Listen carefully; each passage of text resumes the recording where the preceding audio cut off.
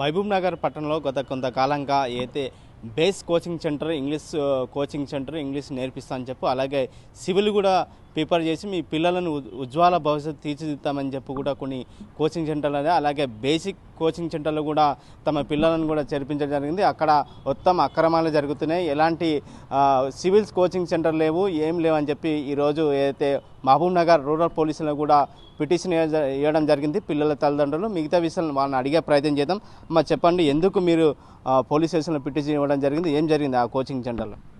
Sir, base spoken English director doctor P Lakshman గారు English coaching ఇవ్వడం జరుగుతుంది సార్. గత 28 సంవత్సరాల నుంచి ఇవ్వడం అనేది జరుగుతుంది. పేరు గావించిన వ్యక్తి అయితే ఇంగ్లీష్ నేర్పిస్తాను. నేను టీచర్ని సార్. ఇంగ్లీష్ నేర్చుకోవడానికి నేను 2019లో వెళ్ళడం అనేది జరిగింది. ఎందుకంటే నేను ఒక టీచర్ని, నేను స్కిల్స్ నేర్చుకుంటే నా సబ్జెక్ట్లో నేను ఇంప్రూవ్మెంట్ అయితే ఇంగ్లీష్తో పాటు సైకాలజీ కూడా చెప్తాడు సారు.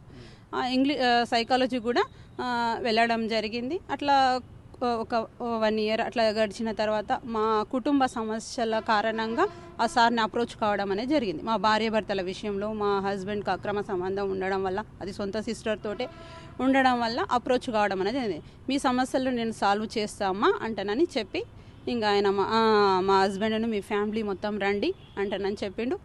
ఫ్యామిలీతో సహా మేము వెళ్ళడం జరిగింది.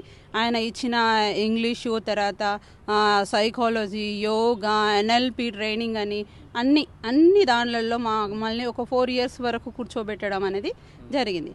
అయితే 2 ఇయర్స్ విన్న తర్వాత నెక్స్ట్ 2 ఇయర్స్లో ఏం చేసిండంటే సివిల్స్ అనేది కొత్త కోర్సు స్టార్ట్ చేస్తా అని చెప్పిండు సార్. సివిల్స్ అయితే ఈ సివిల్స్కి మీ పిల్లల్ని ఇప్పుడు 5th నుంచే మనము డెవలప్ చేయాలి, ఇప్పటి నుంచే బేసిక్స్ నేర్పాలి అని చెప్పడం అనేది జరిగింది. సరే, సివిల్స్ అంటే అదే మన ఇండియాలోనే అతిపెద్ద జాబ్స్ అంటే సివిల్స్, IAS, IPS. ఏ తల్లిదండ్రులైనా ఓకే నా పిల్లలు మంచిగా ఉంటారు కదా, సైకాలజీ ఉంది, ఇంగ్లీష్ ఉంది, సైకాలజీ ఇంగ్లీష్ను జోడించి చెప్తాడు అనే ఉద్దేశంతో నేను అట్లా టెంప్ట్ అయిపోవడం అనేది జరిగింది. అక్కడ ఉన్న టీచర్స్ ఇంకా కొంతమంది కూడా జాయిన్ చేయడం అనేది, పేరెంట్స్ అనేది, ఇట్లా మాకు 7 ఫ్యామిలీస్ అని గ్రూప్ క్రియేట్ చేసి మేమందరం ఆ 7 ఫ్యామిలీస్ ఒక 30 మంది ఉంటాం సార్. తల్లిదండ్రులు పిల్లలు ఆ క్లాస్లో కూర్చునేది. అయితే ఈ కోర్సుకు ఫీజు వచ్చేసి ఇంకా 10 lakhs నుంచి 20, 40 అని అట్లా ప్యాకేజీ లాగా విడతల వారీగా తీసుకోవడం అనేది జరిగింది. ఒకవేళ డబ్బులు లేవు సార్, ఇంత అమౌంట్ అంటే మా దగ్గర లేదు, తక్కువ జీతాలు మావి అంటున్నంటే, పొలాలు ఉంటాయి చూడండి అమ్మా అని అనేవాడు.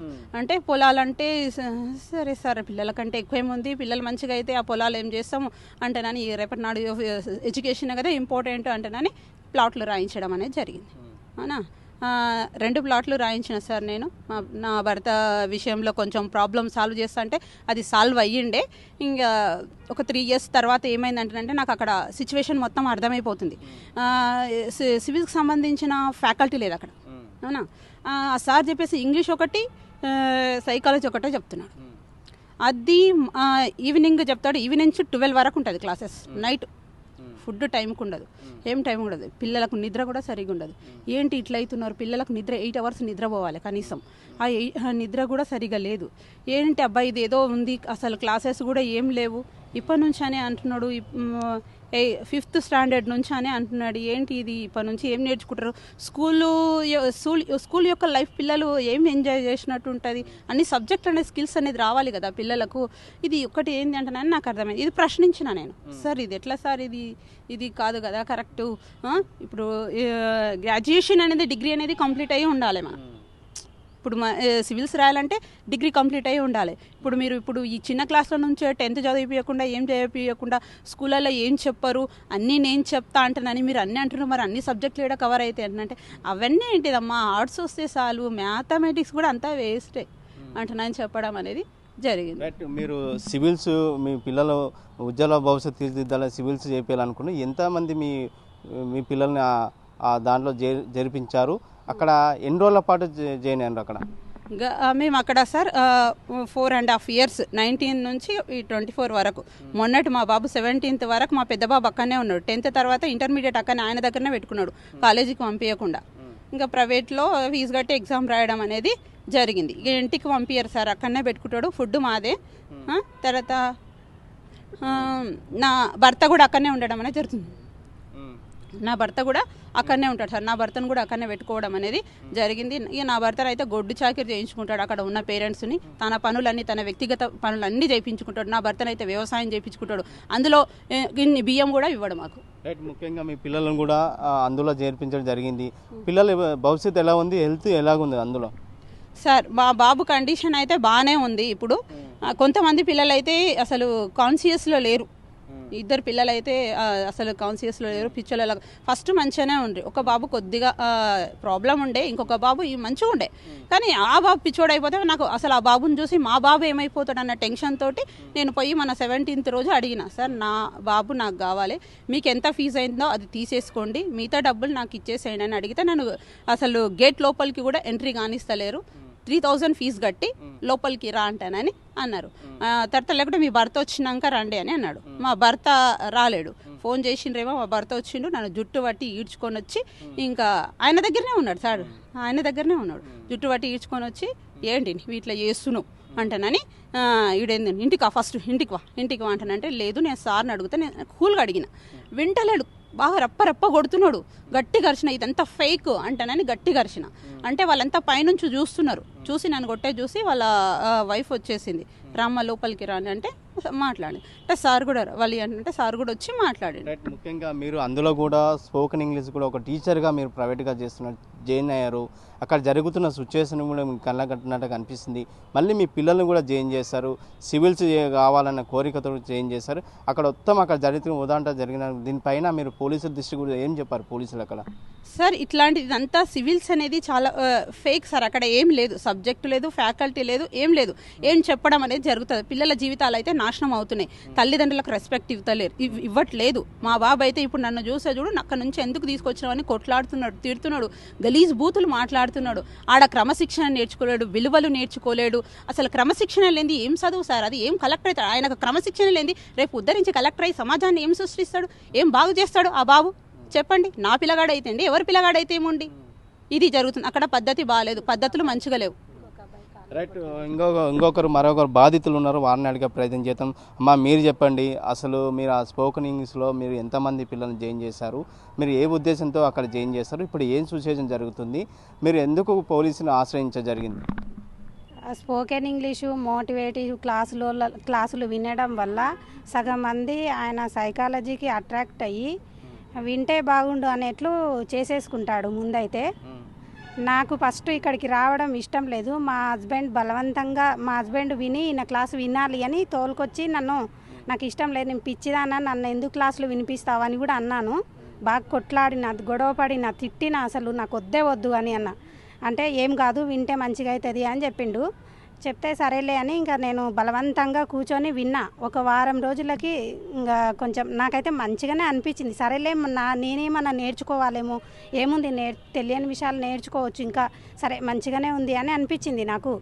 ఇంకా సరే అది మేము వచ్చిన ప్రాబ్లం సాగు అయ్యింది, ఇంకా వెళ్తాము అని అనుకునేలోపు మా పెద్ద అబ్బాయి కూడా కొంచెం డిస్టర్బెన్స్లో ఉండే.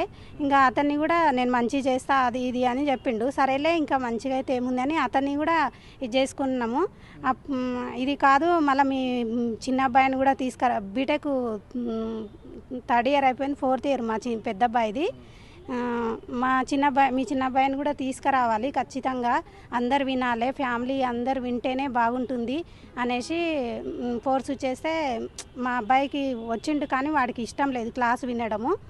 మా చెల్లెల వాళ్ళ ఊరికి 2 సార్లు ఏం పారిపోతే అసలు అందరం పోయి తోలుకొస్తాం వాడిని అందరి ముందు పరువు తీద్దాం, వీనికి చదివే రాదని చెప్తాను నేను అని అట్లా చాలా వాడిని డిస్టర్బ్ చేసేసిండు. అందరు మా చుట్టాలు అందరు వచ్చి కూడా అరే నీకు చదువు రాదంటారా, సార్ మంచిగా ఉన్నట్టున్నాడు చెప్తున్నాడు విన్నురా అని కూడా చెప్పిండ్రు. అట్లా వాడు చాలా మానసికంగా ఇబ్బందికి గురైండు. మేమే మా పిల్లగానికి చదువు రాదేమో, మీ పిల్లలకి ఏం రాదు అని చాలాసార్లు అసలు అన్నాడు. ఇంకా అట్లా అనడం వల్లనే మా పిల్లలు వానికి ఇష్టం లేకపోయినా ఇంకా మా బలవంతంగా సివిల్స్లో జాయిన్ చేసినాము ఆయన దగ్గరే. మేము అంత అమౌంట్ కట్టలేము, మా దగ్గర లేదు అని కూడా నేను మా సార్తో మనం వద్దు, మనకు సరిపోదు, మనకి ఇల్లు లేదు, ఉన్న ఇల్లు అమ్మేసుకున్నాము. అప్పటికే అమ్మేసినాము ఇల్లు, మేము గద్వాల్లో ఇల్లు ఉండే అప్పటికే అమ్మేసినాము. ఇంకా మనకు చేత కాదు, వద్దు వెళ్ళిపోదామని కూడా నేను కూడా అన్నా. మా సార్కు అప్పటికే కొంచెం ఆయన అక్కడి సిచ్యువేషన్ అర్థమైంది. వద్దు, డబ్బులు కట్టినాక సిచ్యువేషన్ అర్థమైంది మా సార్కి. అర్థమై వద్దు, ఇది ఎట్లనో ఉంది, పోదాము వెళ్ళిపోదాము అని నాతోటి అంటుంటే, ఇన్ని పైసలు కట్టి ఏంది చూద్దాం అందరు ఉన్నారు కదా అనేసి నేను కొంచెం ఇదైనా, అది నా వల్లనే నా పిల్లల జీవితాలను ఇది చేసుకున్నానేమో అనేది నాకు అనిపిస్తుంది. పోతే డబ్బులు మనకు అవసరం లేదు, వెళ్ళిపోదాం, ఇది ఎట్లనో ఉంది, ఇది మనకు సరిపడదు అని అన్నాడు. నేను వినలేదు. సరే చూద్దాం అనేసి రోజుకు మా పిల్లలు దిగజారడం తప్ప ఏమీ నేర్చుకోలేదు అక్కడ. అసలు ఎవరన్నా సైకాలజిస్ట్ దగ్గరికి వస్తున్నారు అంటే మానసిక బాధ తగ్గిపోవడానికి వస్తారు, కానీ నాకైతే అట్లాంటిది ఎప్పుడు కనిపించలేదు. నేను ఏడవని రోజు అంటూ లేదు. ప్రతిరోజు ఏడుస్తున్నా, నీ మొగుడు తప్పు, నీ పిల్లలు తప్పు, రోజు ప్రపంచంలో చేయలేని తప్పులు నా మొగుడు నా పిల్లలు చేసినట్లు ప్రతిరోజు ఒకటి వెలికి తీసి నన్ను రకరకాలుగా నేను మానసిక అందరి ముందు అవమానపరిస్తే నేను మానసికంగా ఇబ్బంది చాలా పడినా. నాకు ఆడ ఉన్నప్పుడు హెల్త్ ఇష్యూస్ చాలా అయినవి, కానీ నేను ఎవరికీ చెప్పుకోలేదు. మళ్ళీ మా హస్బెండ్ తోటి కూడా నేను అట్లా కొంచెం డిస్టర్బ్ అయితే నీ పెళ్ళాన్ని తంతే వింటుంది అని ఒకసారి కొట్టిపిచ్చిండు, బాగా ఇష్టం వచ్చినట్లు కొట్టిపిచ్చిండు అసలు. అంటే ఇప్పుడు అక్కడ సివిల్స్ కూడా ప్రిపేర్ చేపిస్తామని చెప్తున్నారు. అక్కడ ఫ్యాకల్టీ ఏమన్నా మీకు అనిపించిందా? జాయిన్ చేసినప్పుడు ఎంతమంది ఫ్యాకల్టీ ఉన్నదో తెలిసిందా? అసలు మీరు మీ విద్యార్థులు, మీ పిల్లలు కూడా ఇద్దరు ఉన్నారని చెప్తున్నారు. ఇప్పుడు వాళ్ళ హెల్త్ ఎలాగుంది? అక్కడనే ఉన్నారా, మీ దగ్గరకు వచ్చారా? మా పిల్లల హెల్త్ కండిషన్ ఏం బాగోలేదు. మా చిన్నబాబు అయితే అసలు వాడికి సోయి లేదు, అమ్మ నాన్న ఎటువంటి అపేక్షను లేదు, ఇది తిండి ఇది నా బట్టల దేని మీద సోయి లేదు. ఒక చిన్న బాబుని చూసుకుంటున్నట్లు మొన్నటి వరకు చూసుకున్నా. ఒక 1 month back 2 months back psychiatry medicine వాడుతున్నాము కొంచెం, కానీ మా మీద కోపం ఉంది. నా జీవితాన్ని ఇలాగ చేశారు, నేను వద్దంటే నాకు వద్దు అంటే ఎందుకు ఇడికి తీసుకొచ్చిండ్రు, మనకి ఫస్ట్ నుంచి ఇష్టం లేదు, ఈయన నచ్చలేదు, నచ్చక వాడు పారిపోయే ప్రయత్నం చేసిండు. వాడిని తన్నాలే, వాడిని మీ పిల్లలకు బలుపు ఉంది, మీ ఆయనకు బలుపు ఉంది, బలుపు ఎట్లా ఉంటుందండి? మా పిల్లలకే ఉంది అంత బలుపు. కొట్టి వాళ్ళను మానసికంగా ఇబ్బంది పెట్టేసిండ్రు. రైట్, ముఖ్యంగా మీరే ఉన్నారా బాధితులు? ఇంకా ఎంతమంది ఉన్నారు ఆ కోచింగ్ సెంటర్లో? ఇంకా చాలామంది బాధితులు ఇంకా బయటికి రావాలన్నా? బాధితులు మస్తు ఉన్నారు, కానీ రాలేరు. ఎందుకంటే వాళ్ళకు అక్కడ మేము ఆధిపత్యం, ఒకరు పోయినరంటే ఇంకో వాళ్ళ తర్వాత మేమే ఈడ రాజులం అన్నట్లు వాళ్ళు ఫీల్ అవుతారు, వాళ్ళు రారు. రైట్, మొత్తం మీద చూసుకుంటే మహబూబ్ నగర్ పట్టణంలో చూసుకున్నట్టయితే బేసిక్ ఏదైతే స్పోకెన్ ఇంగ్లీష్లో జరుగుతున్న ఆ అక్రమాలు కూడా బాధితులు కూడా వెలుగులోకి తీసుకొచ్చారు. ఏదైతే తమ పిల్లలను ఉజ్వల భవిష్యత్తు తీర్చిదిద్దాం, సివిల్లో కూడా ఐఏఎస్ ఐపీఎస్ ర్యాంకులు, ఐఏఎస్ ఐపీఎస్ ఏదైతే 5th క్లాస్ నుండి కూడా మీకు పిల్లలను భవిష్యత్తుగా తీసుకొస్తామని చెప్పి ఏదైతే అడ్వర్టైజ్మెంట్లు ఇచ్చారో ఆ నేర ప్రకారంగా కూడా ఎక్కడైతే పిల్లలను తీసుకొని ఆ కోచింగ్ సెంటర్లో కూడా జాయిన్ చేయడం జరిగింది. ఆ పిల్లలను దాదాపు 2 ఏళ్ల తర్వాత చూసుకుంటే అక్కడ సివిల్స్ కాదు, వాళ్ళ మొహాల్లో కూడా వెలుగులు లేని పరిస్థితి కనిపించింది. కోచింగ్ సెంటర్లో పేరుకి మాత్రమే కానీ అక్కడ జరిగేది ఏమీ లేదని చెప్పి కొంతమంది బాధితులు ఈరోజు మహబూబ్ నగర్ రూరల్ పోలీస్ స్టేషన్లో కూడా బేసిక్ ఏదైతే స్పోకెన్ ఇంగ్లీష్ సంబంధించిన యాజమాన్యం పైన కూడా కేసు నమోదు చేయడం జరిగింది.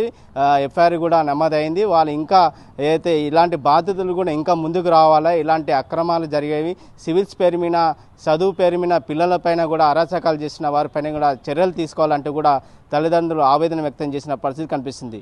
వీడియో జర్నలిస్ట్ నర్సింగరెడ్డితో రామకొండ, ఆర్టీ, మహబూబ్ నగర్. మరిన్ని వీడియోస్ కోసం ఛానల్ ని సబ్స్క్రైబ్ చేయండి. లేటెస్ట్ అప్డేట్స్ కోసం వాట్సాప్ ఛానల్ ని ఫాలో అవ్వండి. ఆ లింక్ డిస్క్రిప్షన్ లో ఉంది.